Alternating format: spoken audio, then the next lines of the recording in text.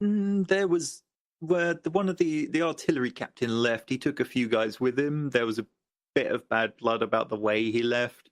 That was just before that. When was that? I think it was just before um, Napoleonic Wars came out, because there was something about, oh, let's change our name to a British regiment name, though, because I know it's going to be in the game because the devs told me, and we can have the name of the in-game regiment so that we can always play ourselves, kind of thing. And everyone else was like, well, no, we kind of like 77Y. We're going to stick with that. And they just wanted to make major changes to the way the regiment ran, and nobody else was really on board. So they left, and they took the people that were with them. Yeah, Um, that always tends to happen with some regiments. Like, if it gets really big, there are always some people who leave and make their, that's what they do, and that's cool. yeah, it was like some of the members got a bit bad blood about it. It's like, guys, it's not worth worrying about. Just stop harassing them, and stop worrying about being harassed back by them. Just ignore them. Eventually, it calmed down. It's just people, they've invested themselves and their time and effort into making something they think's great, and when it doesn't go the way they want it to, they get a bit upset. It's the way it is. So, I want to talk more about your YouTube channel. When exactly did it start snowballing? Um, I mean, there was just like a steady growth for a while, and then I think mainly when we started doing the siege events, because they play very differently to line battle events, as anyone who's been in one will know. Um, they started it started growing a bit quicker then, and then we joined.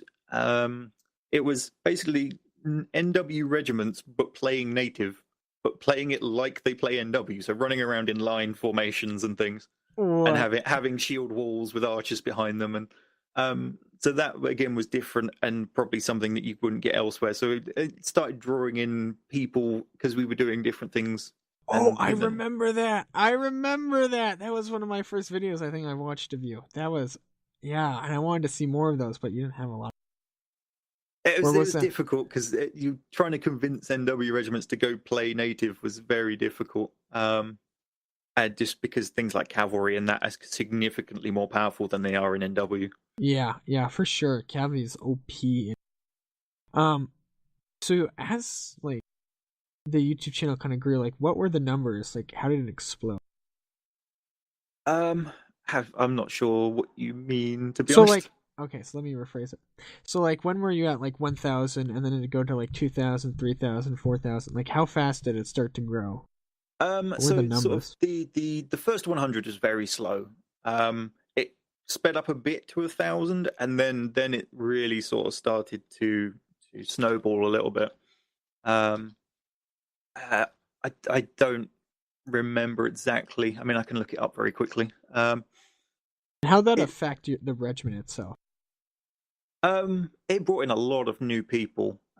There was a lot of turnover of people. I guess they see the video and they think it's one thing, and then they're like, "All right, I'll come join that," and then it's maybe not what they expected, or they can't commit as much time to it as they would have liked, maybe.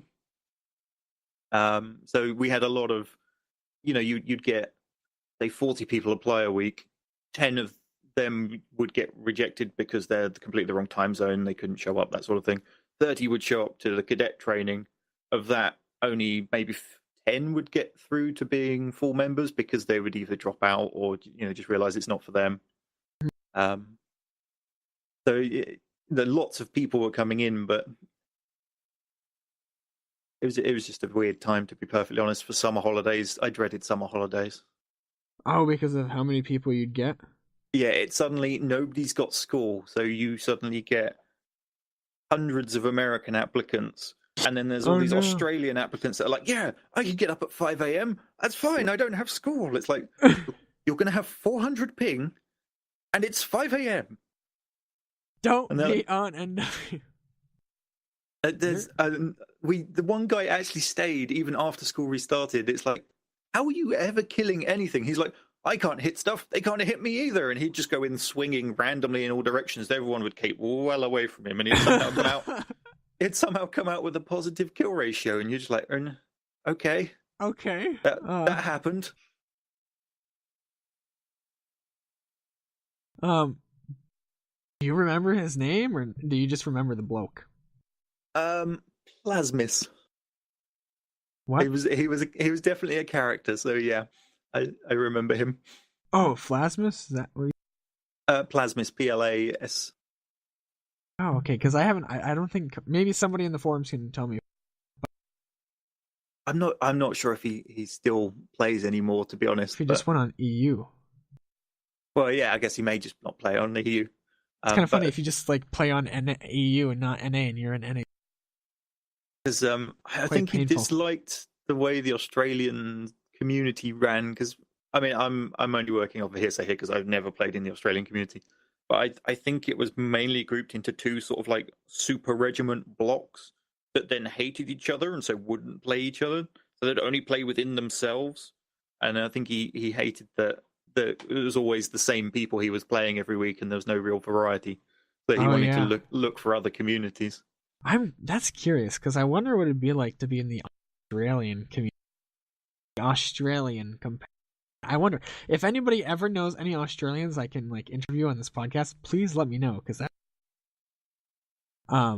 or Chinese. You know, there's always the Chinese players who have 1,000 ping on. So Malakith, I'm curious. Were there any other things that you'd want to cover? Um,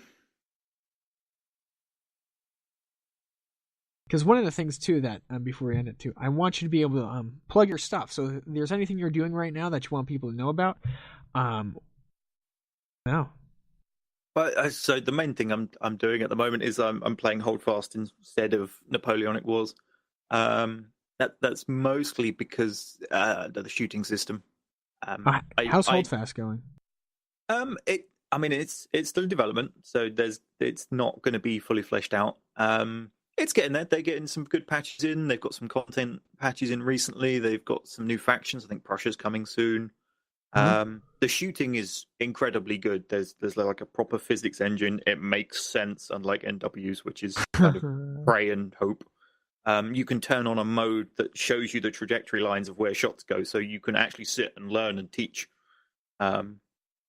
different weapons at different ranges and how it affects it, and which is Cool, what I 'cause, really enjoy. The melee needs some work. Yeah, because I've played some Holdfast, and I absolutely adore the NA1 server or like play on that because I love people in chat like being able to talk with a microphone. That's like one of my favorite parts because you get guys just like yelling and like screaming and running around like I'm killing everyone and stuff like that. It's awesome.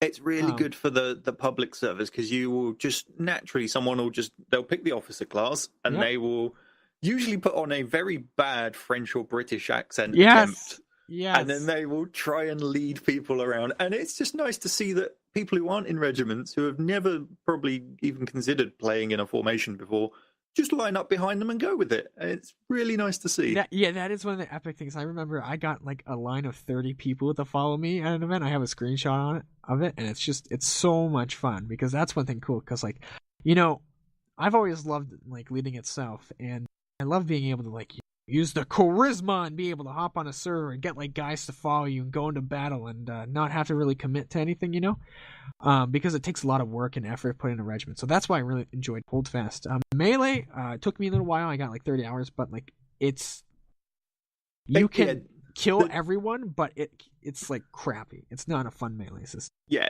they've fixed the blocking now. The blocking is 100% how you would expect it to be, and it works nicely. The attacking, the hit point is off to the side of the reticule because the hit point is where the weapon itself would hit, which is really unintuitive weird. Because you're like, there's the point I'm going to hit, but wait, it's over there. So they need to either remove the targeting pointer or they need to make it hit the target.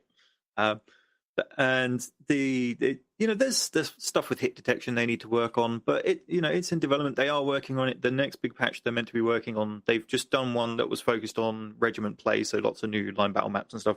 The next one they're working on is meant to be the melee patch to try and improve that significantly. So fingers crossed. Yep, looking out for that. All right, so if someone wants to join your regiment, what is it and how do they do that? So the regiment I run is the 35th Royal Sussex. We have a Discord, but you can probably find us best by going on the Holdfast forums and typing in 35th. You'll find a post by me. It will have a link to everything relevant.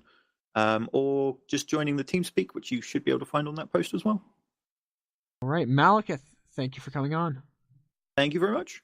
All right, have an excellent rest of your day, and thank you guys for listening. I just want to let you know the next interviewee that we're going to be having on is Hercules TP, so look out for him.